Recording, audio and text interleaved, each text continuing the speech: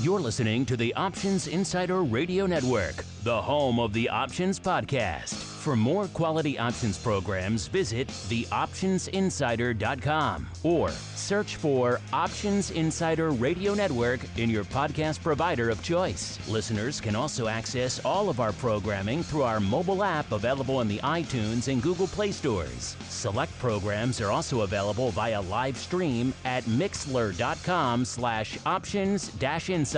That's mixlr.com/options-insider. Don't forget to follow along with your favorite programs and submit your own questions for the hosts at twitter.com/options, stocktwits.com/options, facebook.com/theoptionsinsider, or via questions at theoptionsinsider.com.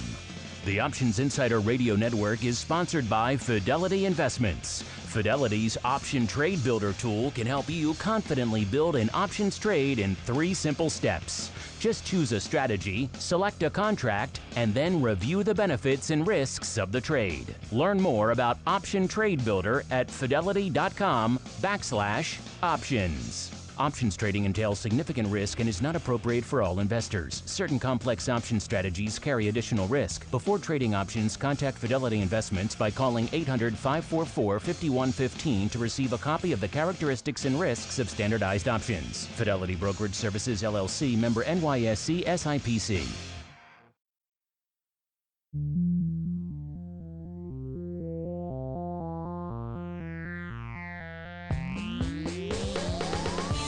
Join us now for the expert source for inside information on the options markets.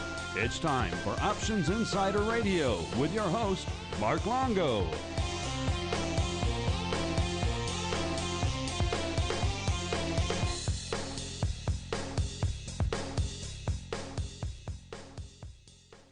All right, everybody. Welcome once again to Options Insider Radio, the interview program here on the old network where we welcome on guests from throughout the world, typically of options and derivatives, and proceed to pick their brains for the benefit of you, the listener. My name is Mark Longo from the aforementioned network. I want to welcome you to this show. And I say typically because sometimes we expand beyond the realm of options and futures and go into the broad financial realm, and sometimes even beyond that, like we're going to do today. My guest today, old friend of the network. He hasn't been on in a little bit. Happy to have him back on.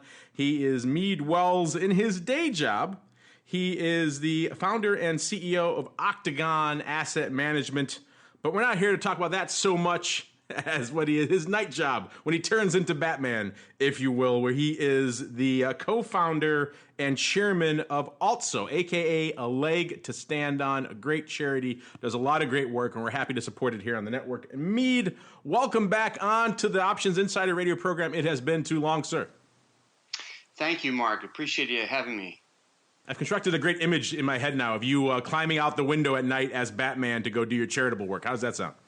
That sounds good. I'll take Superman too. Superman, Spider-Man, Batman. We'll take them all, right? They're all pretty good there. Well, Mead, it's been about a year. It's been about exactly a year since the last time you were on, and we like to have you on this time of year, of course, because it's time for the big event and all that fun stuff. But before we get to that, maybe we have some new timers joining us since they weren't on the last time, weren't listening the last time you joined us. Why don't you give us a quick overview of A Leg to Stand On, what it is and what it is you guys do?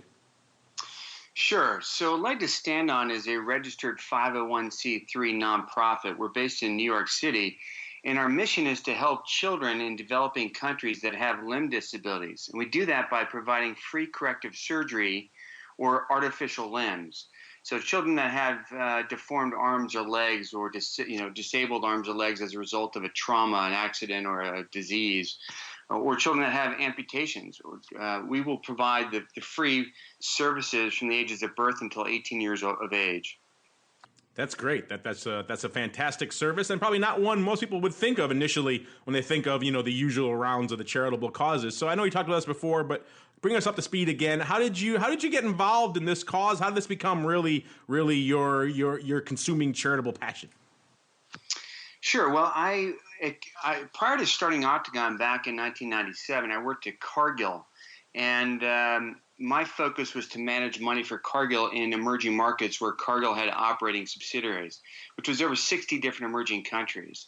And so I would travel extensively. And when I left Cargill to start Octogon, my focus, again, was on emerging markets. So in developing my business, I would spend a great deal of time over in Asia and Latin America and India, and Eastern Europe, all these destinations. And you could not help but to see a very large number of children with these disabilities. And I couldn't but help to feel really bad for them, because I was so fortunate to have grown up with all my faculties. I played varsity sports through senior year in college, and that was a big part of my life. And when I was actually starting Octogon, I was doing it on a very limited budget because I wanted to make sure I could get it off the ground. And therefore, I would travel and try to, cut costs by booking flights from country to country overnight to avoid having to pay for hotel costs, or I'd take the public transportation from the airport into the city for my meetings to avoid having to pay expensive taxi bills. All these different ways of cutting corners. And at the time, in the early to mid 90s, most of these destinations, these countries, didn't have escalators or elevators, and they didn't have air conditioning. So you'd have to walk up these huge sets of stairs and hot, humid temperatures, carrying all your bags. And we didn't have the roller bags at that time either, I'll add. And I literally would be physically exhausted after these trips. And when I'd see these children, I'd say, my gosh, how on earth are they able to get by? I mean, I have a hard time, and I have everything going for me, and they've got such a big mountain to climb. So it was really that kind of inspiration that led me to start A Leg to Stand On. And of course, you guys provide great prosthetics for children, like you mentioned, up to age 18, all around the developing world. One of the primary ways you guys do that, one of the primary ways you guys really drive a lot of your funding, are through some great events that we've been happy and privileged to attend recently and are coming up again.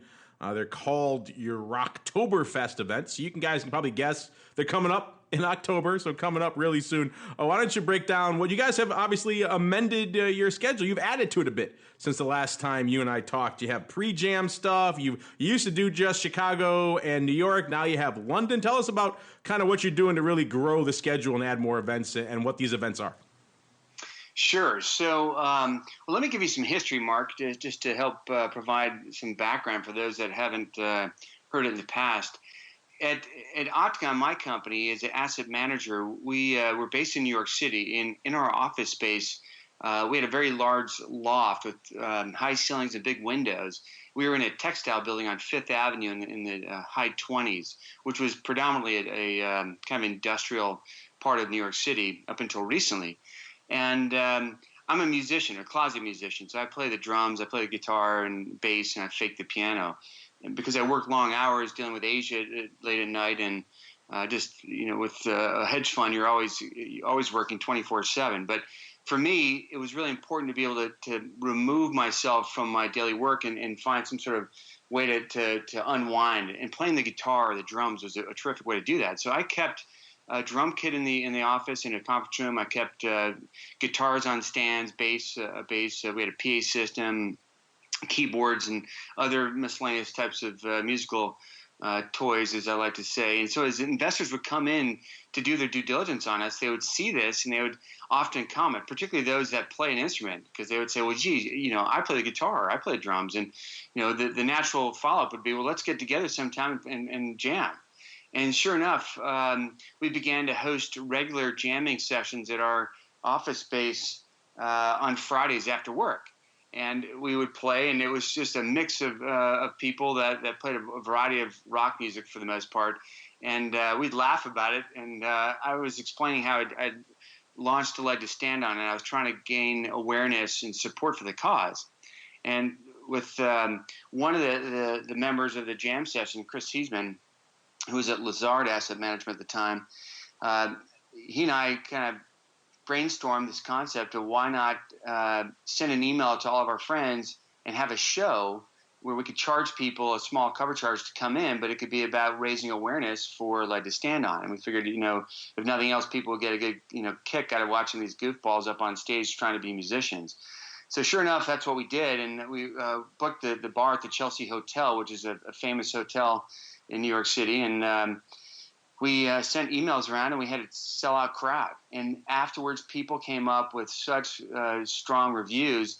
And there were so many people that came out of the woodworks in the industry, in the financial industry, that played music or played in bands. And they all wanted to see if they could do something to help raise awareness for the cause. So we ended up aggregating all that interest, and we hosted our first Hedge Fund Rocktoberfest at the Planet Hollywood in Times Square. Boy, it was about 15 years ago, 16, 17 years ago, actually, I think. But and it was a huge success. We had about 5 bands made up of hedge fund industry professionals or related industry professionals, brokers or investment bankers that were in the hedge fund world or catering to the hedge fund world. And it was a tremendous success. We raised a lot of money and everyone had a great time, and the response we got was incredible. So since that time, as you know, we've launched the Hedge Fund Rocktoberfest in Chicago, which has been a successful event at City Winery. This year we have it on October 11th. And what's good about this year is that because of the expanding crowd, we actually took the entire venue over, which is different from previous years where we just had the main sort of event room. And what we've added to this year's event is a acoustic room. So we'll have the main stage for the big bands, and we also have the acoustic stage for those that want to play acoustic acts. And I think we might have one space available if anyone out there wants to get involved. You can go to our website at www.ALTSO, which is the acronym for A Leg to Stand On.org, and you can sign up. So we're really excited about it. It's a great crew, and it should be a lot of fun this year. So we highly encourage people to come and check it out and meet, greet, network, and have a super time, all for the benefit of these really needy children. Funny you mentioned that. I may know someone. I was just thinking. I think I do know a band who might be good for that. I don't know if they're down for the acoustic side. I'll have to check with that. I assumed it was too late for this year's event, but I may be able to send someone your way. Well, the main stage has been well booked for a while. The demand is great, but we added this acoustic room in sort of later on because we just had so much demand, and we have the ability probably to squeeze in one more act. And it's not uncommon also if a band member or a band, if it's an acoustic room act, if someone has to travel for work the last minute, can't make it, so we may have it, there can always be an opening as a result of that. So if you're a musician and you want to come out and get on stage and get some press with great organizations like the Options Insider, we and together with his kin like The Economist and Bloomberg TV and CNBC and all these other organizations, we recommend you come out. So. Yeah, I'll have to reach out to them and see if they're open to that. Because I was just mentioning your very event to someone recently who I thought would be a good fit for us. I'll see if maybe I can make a love connection behind the scenes there. That's what we do. So coming up, of course, you mentioned it's October 11th here in Chi-Town. You also have October 25th in New York. You also have, I believe, you think you're calling them some pre-jam sessions as well, correct? Yes, that's correct. We have a pre-jam session at the bitter end in New York City on the 27th, which may be a bit of a long stretch for those in Chicago. But it's I have to apologize. I've forgotten whether we've got one lined up for Chicago this year. There's a lot of bands playing, and I'll have to come back to you. But it might be a good reason for you to do another quick spot on it if it's not an imposition. But right now, the biggest pre-event jam is at the bitter end, which is a classic place down in the Village of New York City. And it's an opportunity for those people playing to get up on stage where legendary performers have played. And it's sort of a bucket list venue. So yeah, that's another great thing about what you guys are doing. I mean, obviously the charity is great. It's a great event. People like to come out to events and have a good time while having a good cause as well. But also you're getting fun venues. So I imagine for the bands it's got to be kind of fun, to actually be able to play in venues where otherwise if they walked up and knocked on the door and said, "Hey, we're a financial industry oriented band. Could we play?" They'd say, "Get the heck out of here." But you guys open the doors. See, you're opening doors on many levels there, Mead. I like it. Yeah, it's fun. It's certainly over the years been one of these situations where these band members, as you can imagine, they're type A personalities in the hedge fund world, working diligently during the day and very, very focused and successful in their particular business field. But then you get them off-site with a chance to let their hair down and put a guitar in their hand, and they become a whole new person. It's really kind of a fun thing to witness. So for them, the benefit is obviously they can showcase their talents outside of the hedge fund world. At the same time, they can sort of check off all these amazing venues like the Hard Rock Cafe, which is where we're having the event this year in October in New York City on October 25th. We did the Hard Rock in London this past June. Oh, sorry, we didn't do it in Hard Rock London. It was another venue in June. But we've done all the major kind of B.B. King's in New York City and other similar types of venues in Chicago. So it's really a neat opportunity for both the performers and the audience. Yeah, I'm looking forward to it. So again, listeners, that's October 11th in Chicago, October 25th in New York. And I believe you have one on June 6th in London as well. Is that a new addition to the schedule, or was that on before? Well, that was new this year. We'd held some events in London several years ago before the 2008 crisis. But this was really the first time we've done it as a Rocktoberfest. We called it Mayfair before, and it was a smaller kind of test pilot version of Rocktoberfest. But given the demand and the support and some of the ambassadors for Led to Stand On, we went all out and did a Rocktoberfest, and it was a sellout crowd. It was just a dynamite night. So we're definitely going to do it again next year in June. So and that timing, is that to correspond with IDX out there in London? Is that why you're doing it then? Well, no, that was just we didn't want it to cannibalize any of our other events. So we did it in June simply because that would seem to be the best date for everybody, performers as well as the potential audience. And I know one of the things you guys are obviously doing is looking to raise money to support the cause. And you guys have been doing some great cutting-edge research and development and finding great things in terms of efficient, practical, and yet still low-cost prosthetics that you could go and take and implement at scale across the developing world. I know you guys have made some great strides, pun intended, with the Joshi device. So tell us about that and why that device is such a game changer for you guys and your target audience. Sure, Mark. So the Joshi is actually a prosthetic limb. It's a below-the-knee prosthetic, and it's got very high-tech componentry. And because of our mission, and because we do a lot of these, we buy a lot of these limb kits, we've been able to negotiate a preferred pricing arrangement with a manufacturer of the Joshi limb. So we've actually branded it as a leg to stand on limb called the Joshi, which is named after our first prosthetic engineer over in India, Dhiren Joshi, who's just been a wonderful man whose heart has been completely dedicated to helping children with limb disabilities, and he's been the ambassador champion for Leg to Stand On in India since the inception of the organization. So the good thing about the Joshi is that we've got it down to around $250 per limb as the price point, and we've helped over 17,000 children to date. So the $250 is for us as an organization is a very cost-effective and scalable price point where we can go and, if you look at what a limb would cost in the United States or Europe, you're looking at thousands and thousands of dollars, depending on how technology or how technologically advanced it is. But having a $250 limb allows us to have a very kind of cutting-edge, trendy limb for these kids. And as you can imagine, in the olden days when prosthetics were manufactured, they looked like very, heavy, clunky pieces of machinery that were attached to people's bodies. And they had these leather-laced boots which weren't consistent with the shoe they'd wear on the foot where they had a normal, leg. And so the actual prosthetic became kind of a stigma. It became, an eyesore, and a lot of children felt ashamed to wear the prosthetic.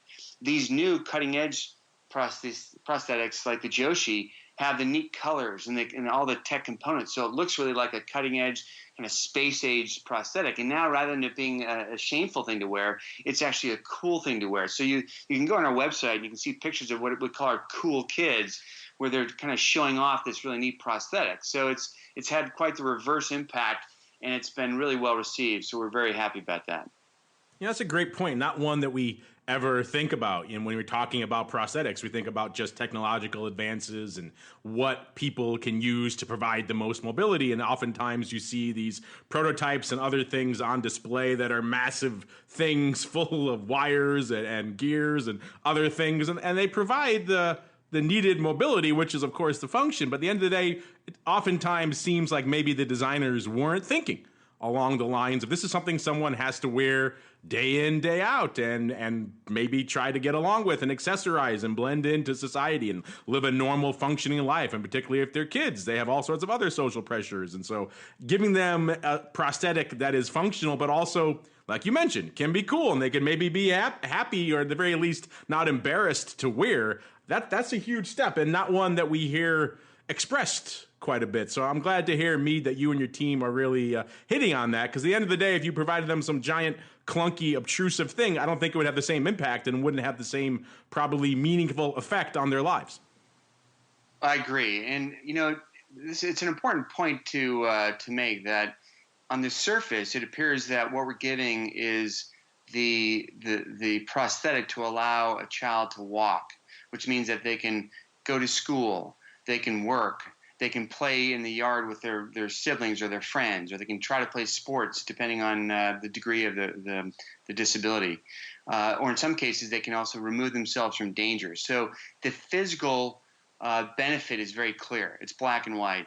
But often it's the emotional benefit that far outweighs the benefit of the physical ability. And that's because we don't think about this, but that's because in a lot of developing countries, they're not raised with the social graces that we have here in the West. And therefore, they're not taught not to stare. They're not taught not to ask the questions that we would never ask here. So you'll see children with disabilities walk down the street, and everybody in the street will stop and stare as they walk by. So now they become the center of attention, but it's with a negative bias, which nobody wants. I think everybody loves to have the attention in a good way. Everyone wants to be the one that kicks the winning soccer goal, or scores the winning touchdown in football, or wins the spelling bee, or whatever it is, where they get positive celebrity from it. But nobody wants to be caught with the negative celebrity. That's what is so difficult. So by giving these children these limbs, they often can, what they want most is to be anonymous. They often can blend in with everybody else so they don't stand out in a negative way. And that's all these children want. And I'll give you one example, which I think it really drives the point home. And I've used this before, but when we were over in India, we were serving a young little girl, who's maybe 12, 13 years old, beautiful by all Western standards. She could have been a model on any cover of a magazine. Very high cheekbones, very, very beautiful facial features, beautiful eyes and whatnot. But her grandfather built her a kite for a kite contest, and she was flying the kite, and the grandfather had made the kite line with wire that he picked up from a junkyard nearby. And a big gust of wind came along during the contest and blew that kite into some electrical lines. And it sent a jolt of electricity down the lines and literally blew off both of her arms just beneath the shoulders. In addition to that, it burned her skin around her neck all the way down to her belly button. And she had severe skin scars, burn scars. So very, very disconfigured. When we fitted her with two arm prosthetics that had straps that went around the opposing shoulder blade, which allowed her to have articulation when she pinched her shoulder blades together, she could now cause the hands of the prosthetics to pinch and grab a doorknob or grab a bottle or grab something and hold it. The first thing she did is she raised those arms up over her face. And when she realized, she was starting to cry, when she realized that she could cover her face with her hands, her prosthetic hands, she started to break down into convulsions. Now, she didn't speak any English, but the nurses translated, and they said, for the past several years, she's been stared at and laughed at, and she's walked down the street with no arms, and her sari, which is the common dress that the women will wear in India, the sleeves had to be pinned back, but because it was very noticeable, everyone would stare. And every morning she would wake up and she would have to request assistance for everything she would do that day, from getting dressed to brushing her teeth to eating to going to the bathroom. And you can only imagine how difficult it must be for a woman or any human being to have to rely on a third party to help them with all the most personal, humiliating things. And that's really when you understand how important of an impact providing these limbs are for these children. And that's what most people miss when they think about our cause. They say, sure, that's great. You're helping a child by giving them the means to walk or use their arms. But it's really this emotional, release, or this rescue is what I call it. And that's really what's, for me, been the most powerful and impactful thing about working with A Leg to Stand On. Well, Mead, that's just that's an inspiring and I think probably transformative story for a lot of our audience to hear. Because you're right, you think of mobility, it's a very basic thing we all take for granted, but these other elements, being able to function on your own, let alone, you're right, all the things we do day to day that we all take for granted, to be able to not be able to do those, and to have something that can come along that provide that is, it has to be, I'd imagine, it has to be just a transformative experience for them as well. Last time you were on, you mentioned you were planning some more trips to some of the areas that are impacted by your charity. Have you had a chance to take any trips since the last time you and I gathered together here? And have you any other interesting anecdotes you could relate about seeing, these devices at work in the countries where they're being emplaced? We have multiple trips throughout the year. In fact, we're constantly on the road meeting with our project partners in all the different countries that we do work, because we need to make sure that they are staying on course. We're very, very for-profit-like in the way we operate, because we want to make sure that nothing happens with the funds that we're providing, and that all of our program partners are being truthful. Because every dollar that's given to us, we want to make sure that as much of that dollar goes to the children and it's not used for any other purpose. So it's really an important component of this. But we've seen children that we've helped 15 years ago now are, because of the benefit that and the help that we've given them, they've chosen to dedicate their lives to helping others in a similar fashion. So what's really been interesting is to see a young boy that we helped when he was probably 5-6 years old, and now he's in his early 20s, and he's studying to be a prosthetic engineer, and he wants to continue to have that pay it forward approach in his life, which we love to see. And that's really where this gets exciting as well. But we're constantly traveling, and we invite people to come with us on trips. If you, when your family or you and your children want to go and see the world, this is a wonderful way to do it, because you can go and you can visit and see the local culture, but you can also participate. And we assign roles to each person that's on the trip. So one person will be assigned the check-in role. Somebody else might be assigned the note taker for the examiner, the doctor that's doing the examination. Someone else might be assigned the still photography role. Somebody else will be a videographer. So everyone has a purpose. So you're going in, you're seeing the local culture, you're doing all the sightseeing, but you're also having an impact, and it's really a rewarding experience. So we welcome involvement at all levels, whether it's writing a check, or having a bake sale to help raise awareness and funds for the cause, whether it's volunteering in another capacity, whether it's coming on a trip and volunteering. There are so many ways that you can give back, regardless of your background or your experience or your financial condition. There's just thousands of ways to help, and we encourage that, because we can't do it without you, and we also can't do it without the support of our sponsors. For those that are looking for jobs or want to network, this is a wonderful venue to do that. We have our sponsors that include ADM Investor Services and the Chicago Mercantile Group. We have Element Capital and ICE, which is the Intercontinental Exchange. They own the New York Stock Exchange and all the other major exchanges, and Wells Fargo Securities. So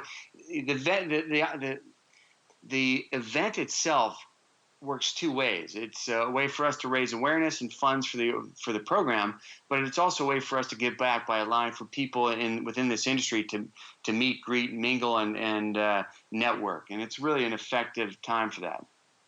I've been to a few of them. I can speak to certainly that portion as well. So I just want to reiterate for our audience, that's October 11th, we're Oktoberfest here in Chicago. October 25th, if you're closer to the East Coast in New York, you want to hit up that one, October 25th there. And you mentioned there's a lot of ways for people to get involved, so that if they can't make those two events, they're not in those areas, but they still want to participate, maybe they want to donate. Where should they go? What should they do, Mead? So you can go to the webpage, www.ALTSO.org, which is, again, the acronym for A Leg to Stand On. And you can click on events there to learn more about the events in Chicago and New York.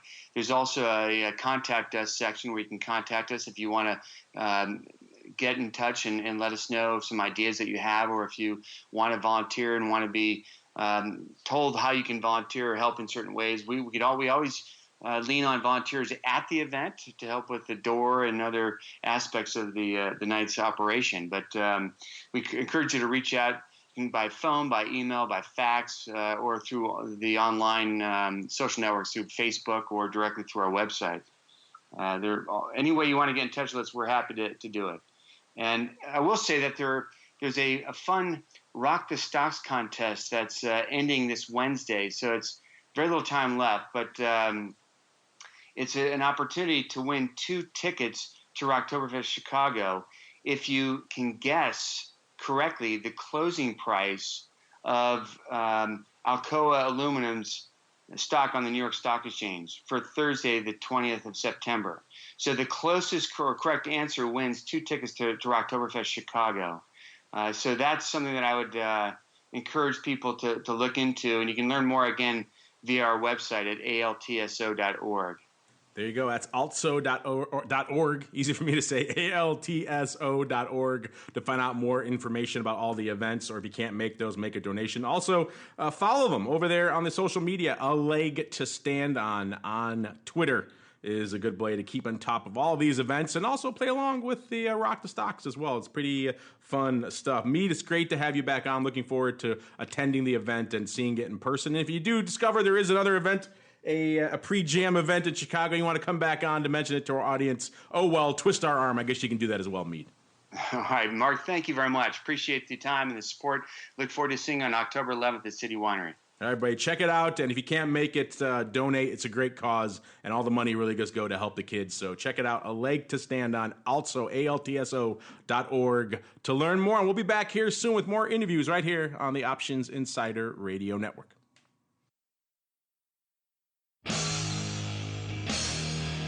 The preceding program was a production of the Options Insider Radio Network. For more quality options programs, visit www.theoptionsinsider.com or search for Options Insider Radio Network in your podcast provider of choice. Listeners can also access all of our programming through our mobile app, available in iTunes and on Google Play. Don't forget to follow along with your favorite programs and submit your own questions for the hosts at twitter.com/options, facebook.com/The Options Insider, or via questions at theoptionsinsider.com.